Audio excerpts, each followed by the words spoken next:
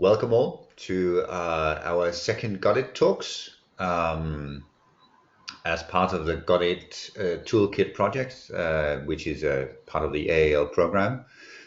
We are conducting this series of Got-IT talks, a total of 16 actually. Last week we kicked off with a talk with Nick Guldemont on the sort of the story, the history, the birth of digital health. And today we'll go a little bit further into some, in a way, slightly advanced stuff about how to use network analysis. And in another way, it's actually fairly basic in the sense that network analysis is part of what we humans do on a daily basis sometimes. Not necessarily in the way that we'll be doing now today with Georg Aumayr of the Johanniter research unit, but let's see, and we hope that you'll enjoy this conversation about network analysis for the future of health. And welcome to you as well, Georg. It's a pleasure to have you here, and I look forward to a very riveting conversation about network analysis. Yeah, hopefully. But to get us kicked off, Georg, I will allow, as I did last week, Nick as well. Tell us a little bit about who you are and how did you sort of come to work with digital health? I studied communication and psychology, philosophy and history at the University of Vienna. Now, 20 years ago, a little more than 20 years ago, and worked as well during my study times in the pharma industry, which was the first contact to the health industry. And then I did some stuff in market research, worked at the university, had a focus also during my studies on health communication, and did my master thesis on how to influence the opinion of a physician by literature that you provide as a pharma industry to them. So then I got my civil service after my studies as a paramedic, which brought me to the Johanniter at the first instance. And during the Euro 2008, I was completely employed by Johanniter and did the security checks as well as the paramedic stuff during this time. So for huge ambulance situations, I was there involved and had to do during my civil service and during the Euro 2008, pretty much with people with disabilities, etc., because this is pretty much the job when you're doing patient transport. And this brought me into the direction of security research and health research. Then I worked at the Research Institute of the Red Cross for a couple of years before I moved in 2012 back to Johanniter and founded the research department there with a focus on ambient assisted living, which was then how to change our existing services like the personal emergency alert system, the care aspects that we had into the new age, so to say, because a lot of technology developments have been taking place since we established our services, and so it was one of my first duties to analyze where we can go to, where would be the next innovation within the next years, and how our services would need to change within a couple of years. And that brought me into this position in this direction. And from there on, I focused already during my studies on theory in system theory and communication, autopoietic systems, so self-referential and cybernetic systems, which is my theoretical background that I'm providing to this. And I try to use this for digital health developments. So that's actually my primary position here. And for those of us that actually don't know what the Johanniter actually is, I mean, is this sort of a new type of organization only in Austria? I mean, so it's just a paramedic association? Can you tell us? Yes, to start with the history of Johanniter, we would take quite a lot of time because the Johanniter are the last remaining Crusade order, founded during the First Crusade at the walls of Jerusalem, with the first hospital for wounded people and then for pilgrims. So we have a 900 years of history where we did do some care, some ambulance service, etc.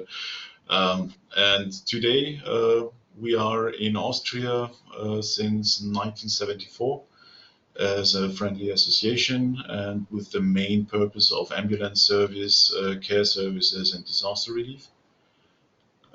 We have about 40,000 members in Austria, which is kind of nice, and roughly about 500 paramedics. Also in Jerusalem, well, they're quite active across the world. In the UK area, they are more known under the name of St. John, which is the second Knight Order next to St. George. So there is a name to it, but yeah, the Order of Malta is the Catholic branch. The Johanniter is more the Protestant branch, if you want to divide it. Hmm. Well, well, that wasn't the point necessarily,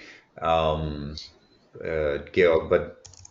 But of course, you might say that the organization that you work in they have a more than normal length of history of actually working with health literacy and health development, providing healthcare Yes. in different ways.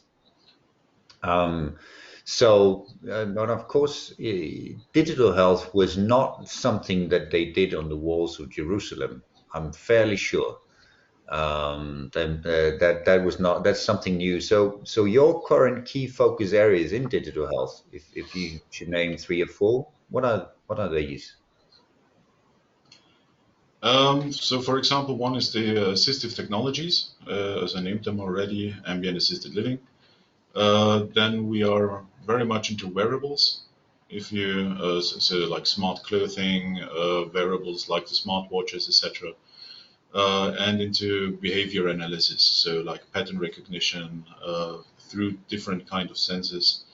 And if I could add something as a fourth topic, it would be social robotics, robotics in care, exoskeletons for medical responders, virtual reality for training of medical professionals. So we have a very broad range of technologies that we want to use in digital health and digital healthcare, and where we are already working on in projects. Hmm. Yeah. And one of this And for us is always the requirements analysis. Sorry. And therefore, mm, we mainly use the social network analysis because there we see where we have the gaps, where we have the barriers, how strong are relations between different sectors, which are the key players, so like a stakeholder analysis through the social network analysis. And this is how we are going to use this methodology in our projects, in our development for digital healthcare. well, given the history of the organization, Corona is not the first pandemic that the organization has seen. But still, in the field of digital health, the last 18 months or so have probably also shaped or reshaped or reorganized some of the goalposts in your work. How would you characterize how your ideas or focus areas in digital health how have they been Mhm. shaped by Corona? So if we focus again on, for example, the first three, like assistive technologies, wearables, and behavior pattern recognition, I would like to start with the assistive technologies. They could have had a breakthrough. This was a huge chance that we had in Corona, so to say, because with more people that are alone at home and they have reduced capacities in the healthcare system or overused capacities in the healthcare sector, this would have been a way for great support when we have assistive technologies in place already. There, we failed because there was no market-ready solution or hardly a market-ready solution with the certificate of a medical product and things like that.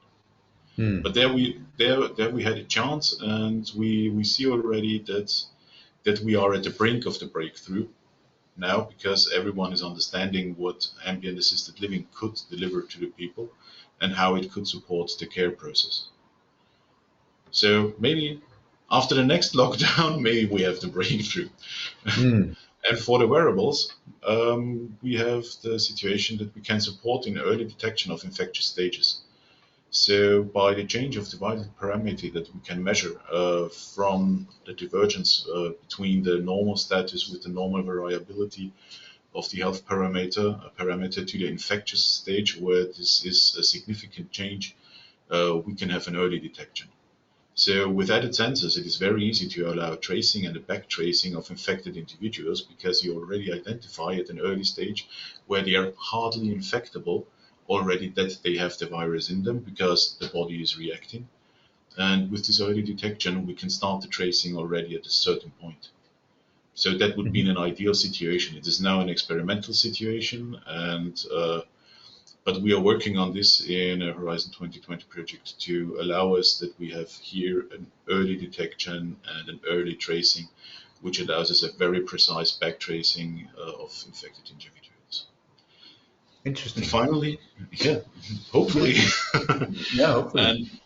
And finally, for the behavior pattern recognition, when we're not using wearables, we can use environmental sensors if they are spread over an apartment, for example. Then we can see when the person is going to which room, what is the normal pattern of the day. And when there is some change in health, it has a relation to the body and how you are behaving, how you are moving in your environment. And this can be detected. So significant changes to your normal daily routines can show up that there is a health issue. And this is something that we can see during Corona, that for all our participants in a small trial that we had significant changes in the daily routines. And it's not just because of the lockdown, it's because of infections that came, small infections already. We had a great sample now. You can see that that there are drastic changes in the social interaction. So in the daily routines where you're meeting people, where you're shaking hands, where you have the chance to see the facial expressions, all of this is an impact to the maneuverability and the agility of the people. And you see this as a result in a drop of mobility. So in the behavior pattern recognition that we are doing, we can see a drastic impact of Corona to the people. And this then, afterwards, we see that the full-scale impact is on the psyche and on health, because the people get a little bit more depressive, they have less interaction, social interaction, and all of this leads to a very bad quality of life through Corona. And this can be detected at an early stage already with the behavior pattern recognition. Interesting. In some of the studies we've done in Denmark, we've also seen a very huge impact on well, social interactions, number of steps, and so on and so on. It will be a fascinating thing to see what the long-term effects of that would be if it translates into well, a continued difference in mobility, either because, well, if you had a poor mobility already, maybe this was the push that pushed you finally into a poor state or whatever. But that is fascinating. So in a way, though, we are slightly hinting at today's topic then also already, because we're thinking about how to look at systems, how to look at networks, how to look at interrelations, and especially network analysis. I found network analysis very fascinating, but both for our purposes of our audience, or for that matter, for the conversation today, the limits are sort of your view on network analysis. How do you use it in your work, Georg? So we started with the network analysis roughly about 2 years ago to use it as a constant system. And by this, we are trying to get it involved in more and more projects and to define different kind of networks that we can compare. So, for example, at the beginning, we started with literature reviews and to see how we can connect the different authors with the different topics and cluster them, as we did it, for example, also in the Got-IT project. And by this, get a feeling on where the field is developing. So when you have a new field of developments in front of you, you want to see how it is evolving. And we did this with the social network analysis, with the first social network analysis. So for us, it is always something like a starting point. We want to see where are the relations in the environment that where we are moving. We want to see how the people are related, or the organizations are related to each other. So to say, classical stakeholder analysis, but with a methodology of a social network analysis. And by this, we see quite easy who are our gatekeepers. If you drop a message, where will you have the most performance in it? Who are the opinion leader? Who can you address that your message is getting across? And when you are putting your technology into place, who has to be convinced in the first place that it has a good chance for acceptance?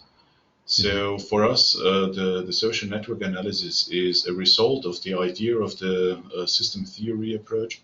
So also with the self-relational and the cybernetic approaches and the autopoiesis that we are using as a theoretical background, we can follow the idea that the complexity of a system is also a sign of the strengthness of the resilience of the system towards environmental influences. And by this, we need to identify where are the main structures, where is the good complexity in it that we want to foster, that we want to support. And like in the tensegrity in architecture, if you're familiar with the concept, where you're reducing everything until it is pretty much carrying itself. So that's this concept of tensegrity is very interesting if you try to use it in a social environment. So this is where we are looking for. We try to find these tensegrity elements in social networks, and by this we find the highest resilience and the high resilience structures in the social networks. And then we want to address them. And this is our starting point where we can use the new technology, how to bring it in. And when we convince this resilient structure, this copable structure with new elements, then it will dwindle into the rest of the network, and it will work. So that's the idea. So we are also working with the idea of a socio-technical system. So when you're developing something, you're not just developing the pure object of technology. You have to think about also how the people are handling this device, how it is put into the normal practice, into the daily routines, how you can merge it into it so that it is fluently coming into the organization and is not a hindrance, not a barrier. So just like pushing it through the door on the lower side, so no one has to open the door, so no barriers in front of us. This is what we want to reach with the social network analysis. Yeah, but I mean, as you say, with your background in also studying communication, how would you sort of describe the main difference you see in the good old? I mean, you have to address and identify your target audience in good communication, but this gives a slightly different feel. I believe you would say. But what's the key difference here? Um, what does the analysis is? What's your surprise, maybe? So the main difference to simply identifying your target group to what we are doing with the social network analysis is that we are trying something like social engineering. So we are not saying we are using something like a persona. We try to work with that and develop from our perspective for these people. We are trying to identify who are these people, how they are communicating, how they are interacting with each other, and what will happen if we drop our stone in the water, and how the waves will go on, and how can we reduce the negative impact and improve the good complexity again. That's the main difference. We try to see where we can find the positive effects. This is like a value proposition, actually. How we can find our positive effects within the social network to have the right position to place our technology. So, so essentially, also, it must be tricky sometimes, though, to sort of analyze. I mean, we're talking about Yes. human beings with which you have always limited insights. Have you had cases where sort of where you found that the analysis led you down the wrong path, or is this sort of a perfect tool? No, it's definitely not a perfect tool. It is an interesting tool. If it is a perfect tool, it's not the right thing for science. So as we are into applied science, this tool is an interesting tool, and sometimes it leads probably not the wrong way, but a different way. So what we are doing is not the final product. We are mostly doing the minimal viable product. That's the end of a project, so to say. And by this, sometimes you have to follow a different road. You have to follow a different communication road, different argument, redefine what you have done, and then you see that the primary group that you addressed has, to stay in the terminology of before, has already its own tensegrity element, and you can't change anything there without making it columns because it's really found, and it is not movable anymore.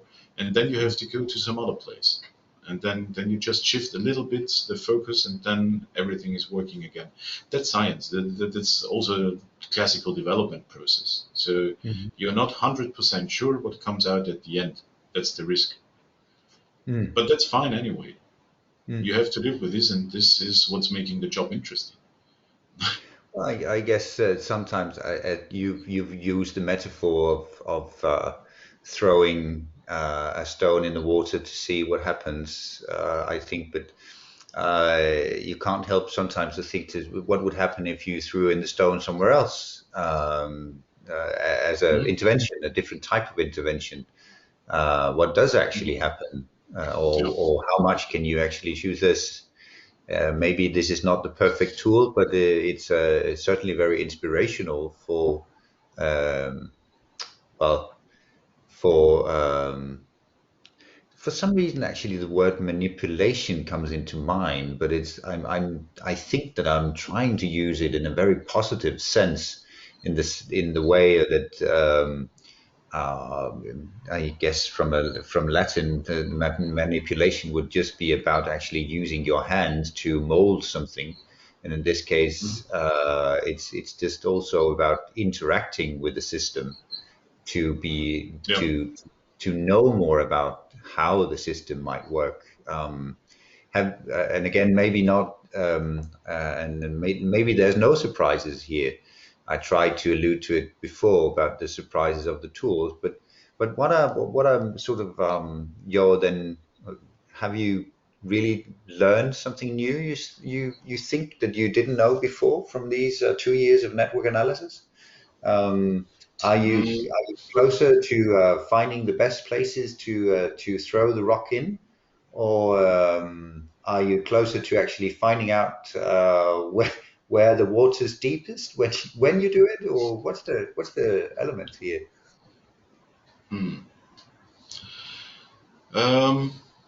Maybe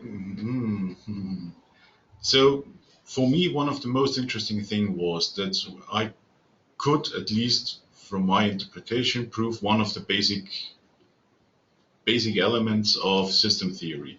And this is what I mentioned already with the complexity of the system, the resilience against the environment is increasing. And so, for example, when you look at the situation now with Corona and you have the collapse of the social structures, the social routines, etc., then you see that the people with the smallest social structures and with the smallest integration in the community suffering the most. And these are children and teenagers. Mm-hmm. So the effect on them through the Corona and the lockdown situation is the hardest for all the groups in society. It is hitting the children and the teenagers most. Why? Because they are in the process of socialization. They are just starting to build up their social structures. And that's why Corona is completely bursting therein.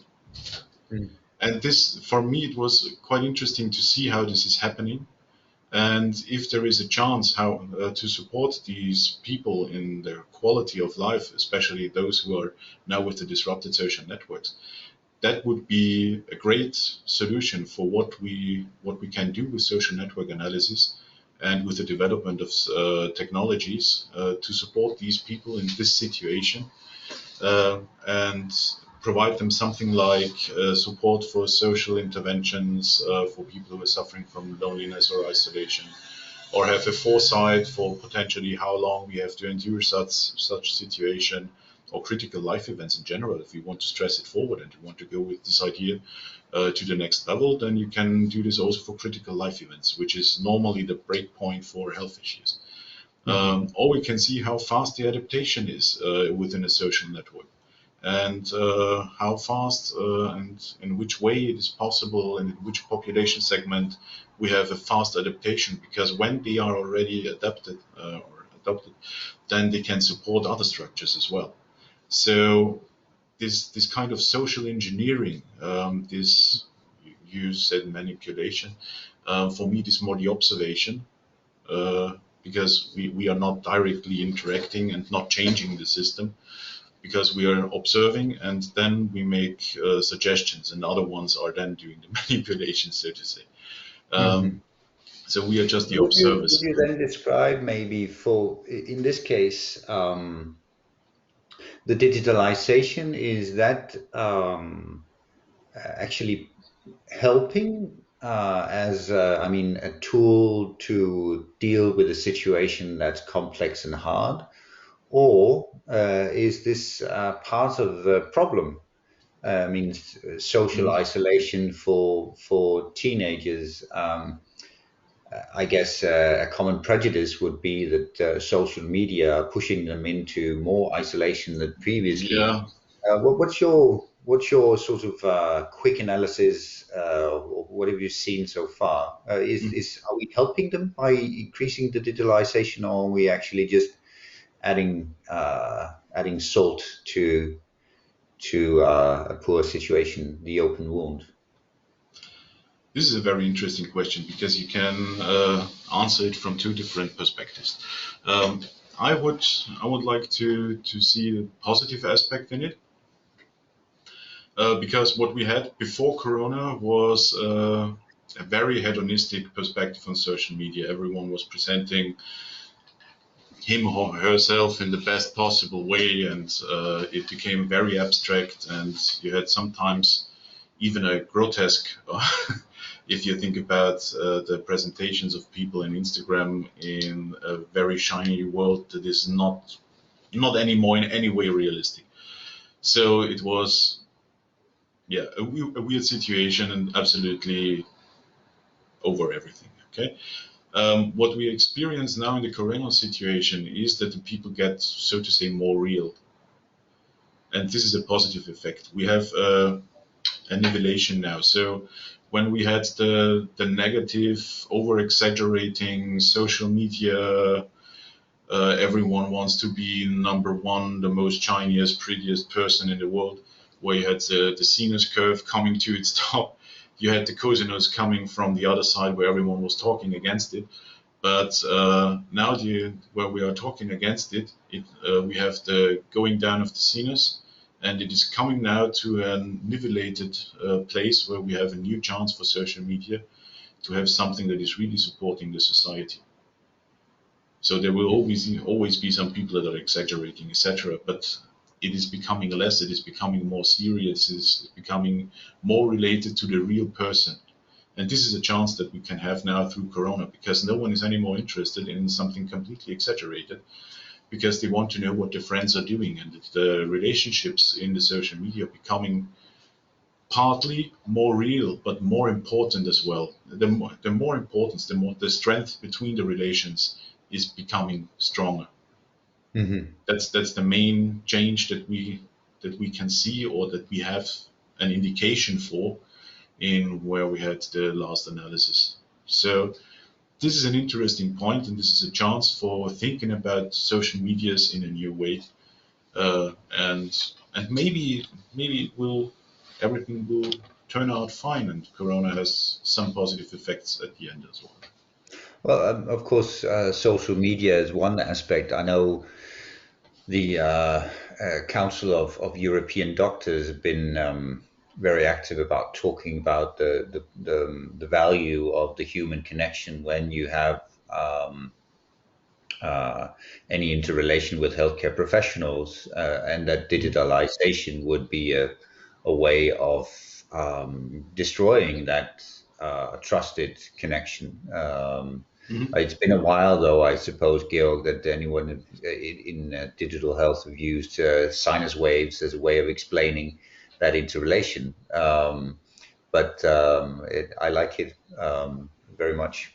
But um, is that then maybe also the key learning here, that when we're talking about the digitalization, that it has this duality to it continuously? Or maybe it's a more of a matter that we have duality in it right now because it's, well, it's then essentially still a new tool to us, that we still have to learn how to use to our best advantage without Mm-hmm. the pitfalls of it. Or would it continuously be this duality, you think? Um, I would like first to go to the digitalization. What the physicians or the Chamber of Physicians said, that the new digital processes are disrupting the relation to the patients. It is changing the relation to the patients. So, because now the patient has the chance and has the personal authority to use another way to get to the basic care things that he needs to. For example, in Austria, the electronic medication is one of the major things that we got through the pandemic situation. So, as you mentioned it once, the pandemic leap, not the quantum leap, the pandemic leap. um, so this is a very nice thing that we have now, and what we can see that is that some groups, it's not always all of them. So it's not the patients in general, because when you think about the patients, it's not just a faceless group with homogeneous characteristics. You have the seniors, you have young people, you have people with chronic diseases, etc. So there are a lot of groups with different requirements, and just by using digitalization, you do not disrupt everything of it. That's completely nonsense. So yeah, the senior peoples that want to talk to a real person will still go to the physician, because social care is care as well, and this is something that has to be accepted, and it is a major part of health as well. So for the quality of life, you need health and you need a social environment. So that's it. It will not be disrupted by digitalization. This is simply not possible. Never ever in the history of the world. Maybe it will not be destroyed. At least Yeah, it depends on what you think. I mean, if change is bad, then of course you see destruction. If change is evolution, then in a way that well, it is there is an exactly. Yeah, evolution going on. Um, exactly. so And the so relationship between patient and physician is in a constant change. And we had the discussions already 15 years ago with the difference between compliance and adherence. Mm. And adherence is, well, some physicians say it would be great if the patient is more adherent, but they always mean compliant. So they want that the patient is following an order and not understanding what he's doing. Mm.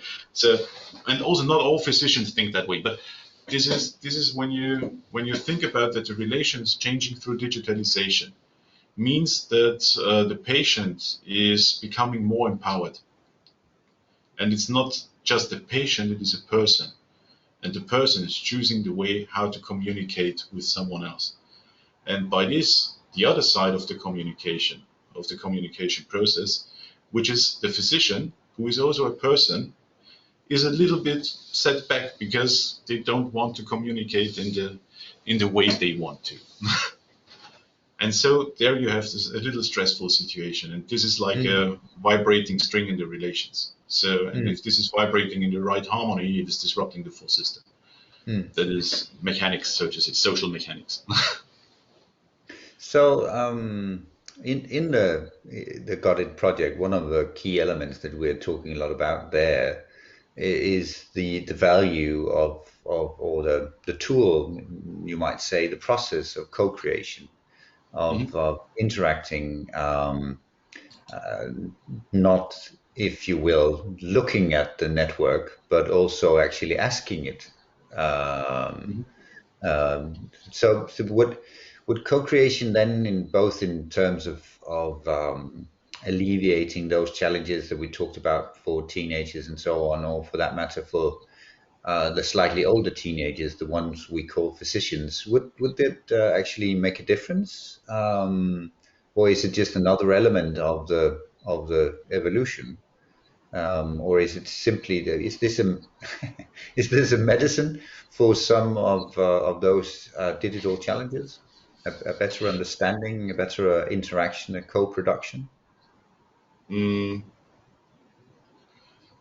I like the word co-creation instead of co-production because the co-production at the end you have a product and the product should be sold. But Mhm. the co-creation means that you're building something new.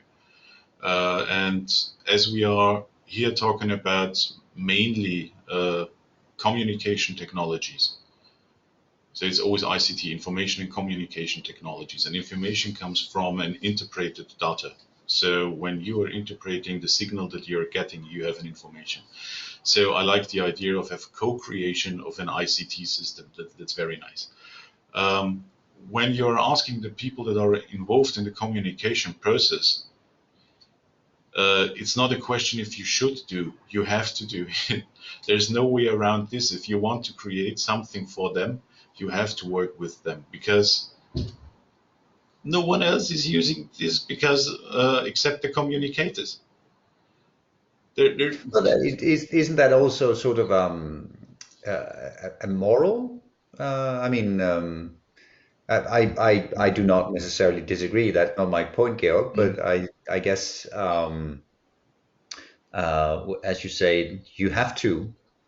Well, we've seen through history that some some prefer, perhaps, as you say, the compliance.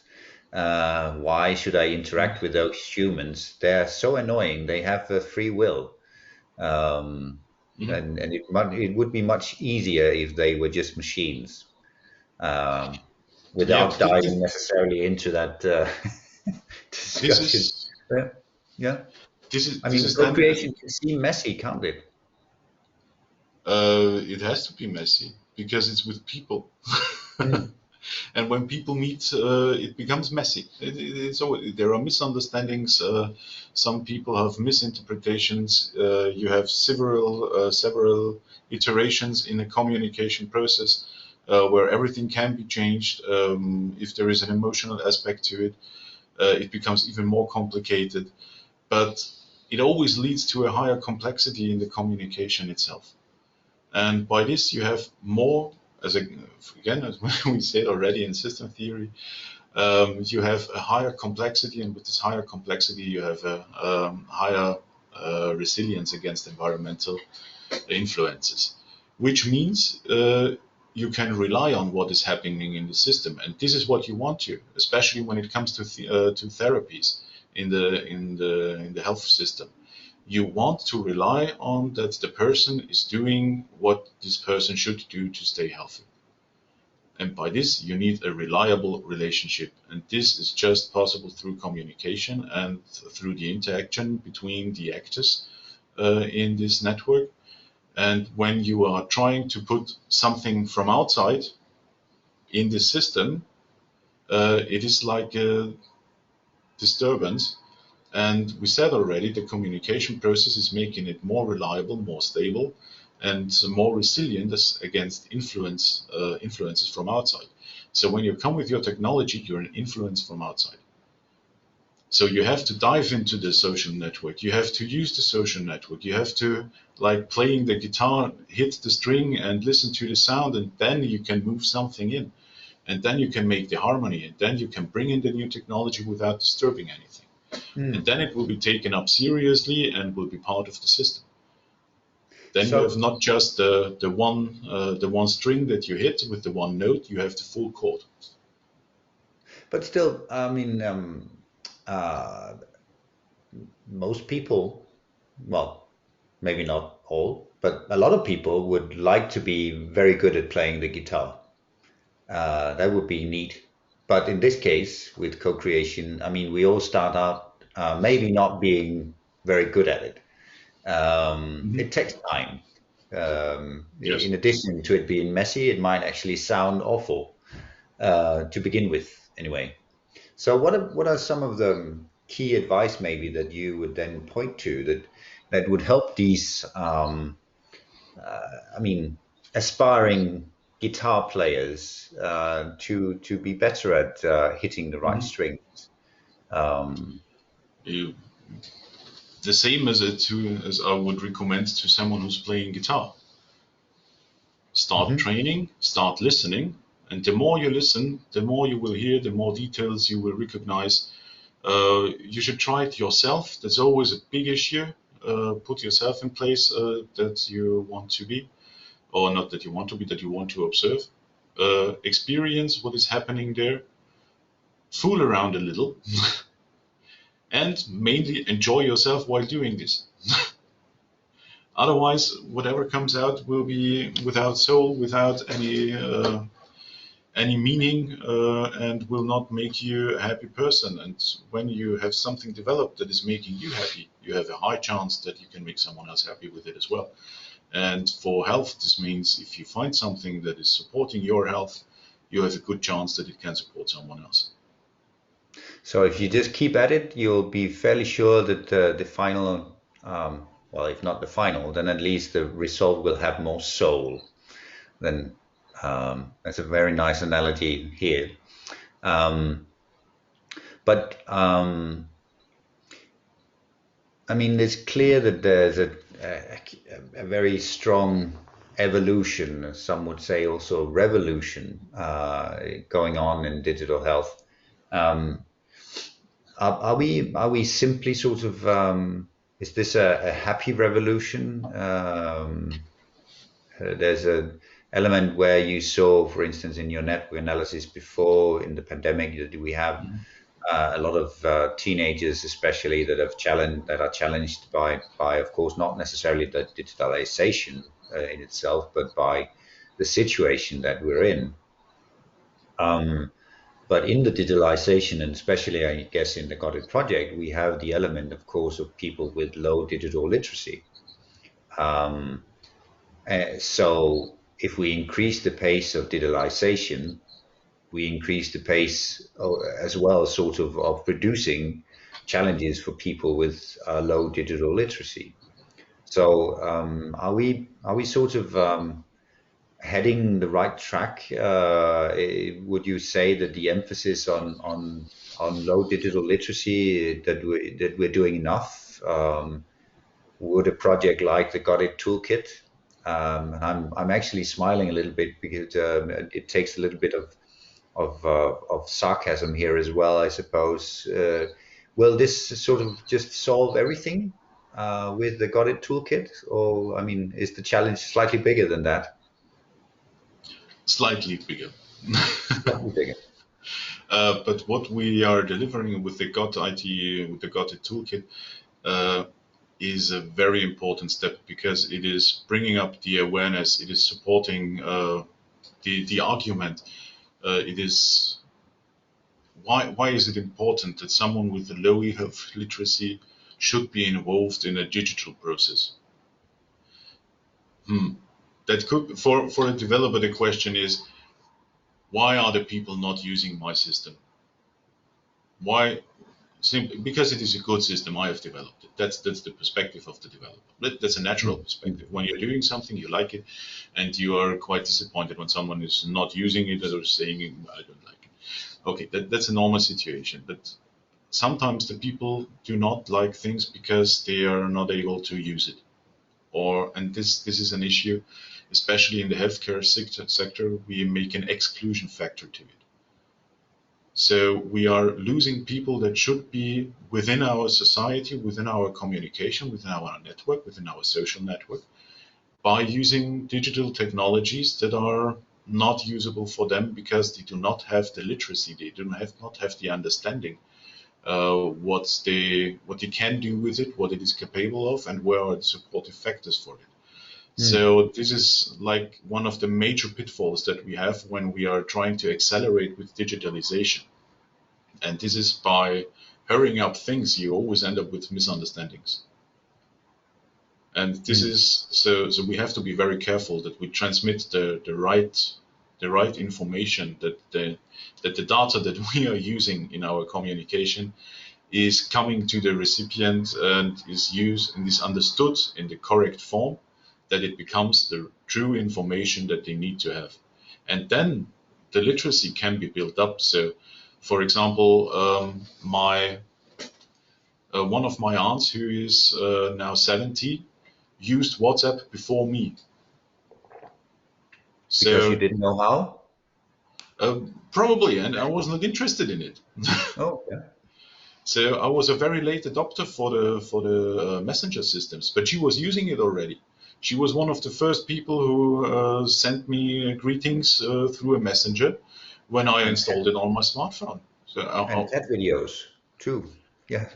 yes, always, yeah, but she's more for dogs. But, but then, as a question, I suppose, I mean, when you study statistics from app stores, you can certainly see that there's a huge amount of downloads and there's a low amount of repeat users or continuous users. Is that then maybe a lot to do with wishful thinking on the part of the developers, or maybe a lack of essentially co-creation with the users? What's sort of the driving forces of that disparity then? To stress the idea with the musician again, with the guitar player, to become a rock star, you not just have to be very good, you have to be appealing, you have to have the right feeling for the time, you have to get the right songs, the right lyrics, the right harmonies into it that are referring to the time at the moment. It's the same with the applications. For example, we had a huge application called Runtastic in Austria, which was a startup and was sold for a couple of million euros within no time. So it is really for the startup scene. This is one of the icons that we have in Austria. And they just had the right timing, the right appeal, and the right topic. So all the apps that are not being used, that's just the crappy songs, as opposed to. I mean, is this simply the fate of? I mean, that is the fate of a lot of songwriters. We all this. Oh, we.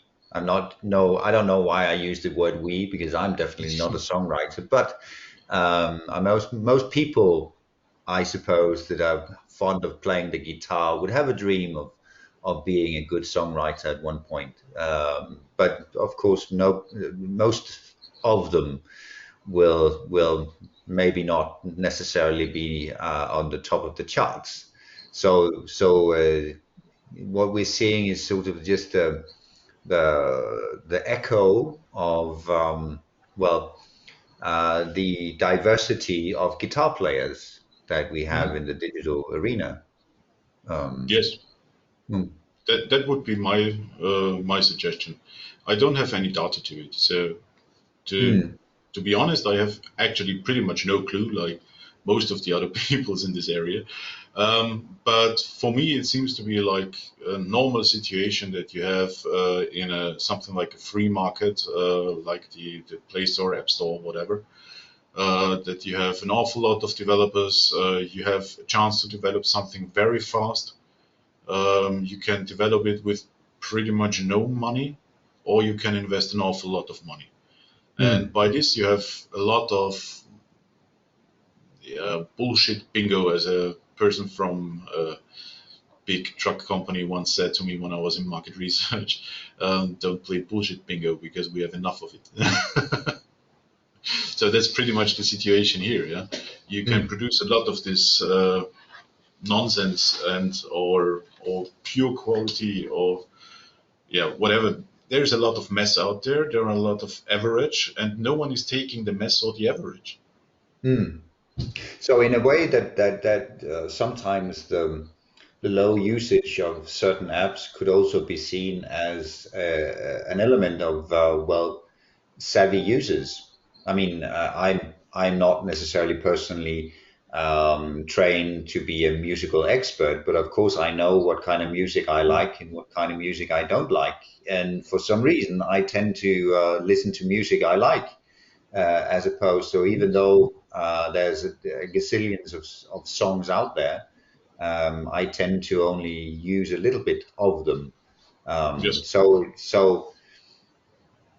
this is part of an educational phase, I suppose, also maybe of users, digital users out there, that they shop around, they download a lot, because how will they train themselves in recognizing the good songs from the bad songs as well? Yes, yet there we are in a situation where we have to remind ourselves that the social networks and all of these applications have some algorithms in the background to be positioned at a certain place in your ranking list. So already from what you have done, the algorithms are trying to identify what could be the best for you, and you get already something presented to you. And there are some chances that from bigger companies you get other offers or that are not fitting actually so well, but it's more called like advertisement, Mm-hmm. and then they are in front of you. So sometimes you just get suggestions that could support you from what you have done already, from the terms or the hashtags that you have used, etc., whatever. So Mm. this is also part of this self-referential and cybernetic circle that is developing there. Which is another way of using network analysis in a way too. Yes. Um, are Yeah. you in terms most of such network users are, of course, using them to optimize somehow a situation. I did. I know it was. I used the word manipulation. You did not. I'm conscious of that fact, but um, and often I suppose that it's used uh, s- for some positive benefit. Sometimes to boost your bottom line, but to boost usage, to boost whatever. But um, your biggest hope in terms of this use, perhaps, is that we're going towards perhaps a slightly more effective marketplace where we have fewer crappy songs, I suppose, or better hits. Seen from a No. sustainability point of view, of course, apps that we don't use, that's a waste in a way. But is that this Um, is simply the situation we'll be in constantly? there I want to change again back to the topic of healthcare because my biggest hope is that with the developments that we are doing, is that we can overcome the negative effects of things like dementia or that we can save more lives in good quality as we do now. Hmm. That we can increase the quality of life for those who cannot do it by themselves. Um, I do not care about app stores, play stores, things like that, because these are the aims that we are following. This is why we are doing what we are doing. This is why we started to use social network analysis, because we know that there are not just health effects on the single person. We know that the full social network of a person is related if the person becomes affected by dementia or cancer or whatever else. And there we want to support and give more quality to life. And there we want to see that the health literacy of the people that are involved in these care actions and in the support actions is increasing. That is why Got-IT is so important to us. So all what we have said now with the metaphor of the musician, etc., is when you ask me about the hopes that I have with what I am doing, I want to be very precise, and this is increasing the quality of life of people that are suffering. Yes. I suppose, though, even if you use all of your good knowledge in developing good tools for people out there, there are also a marketplace here. People have their free will to either use or download. I mean, there are companies, entities out there that are producing good food, and there's also companies out there that are producing not so good food. And populations, people have the free will to choose either one or the other. And even though, Georg, you clearly want to produce some of the better food, how are you hopeful, sort of the process that we're in right now? The place, will the fast food of digital health win out, or will we prevail, you think, in a medium term? I mean, Zero trust evolution.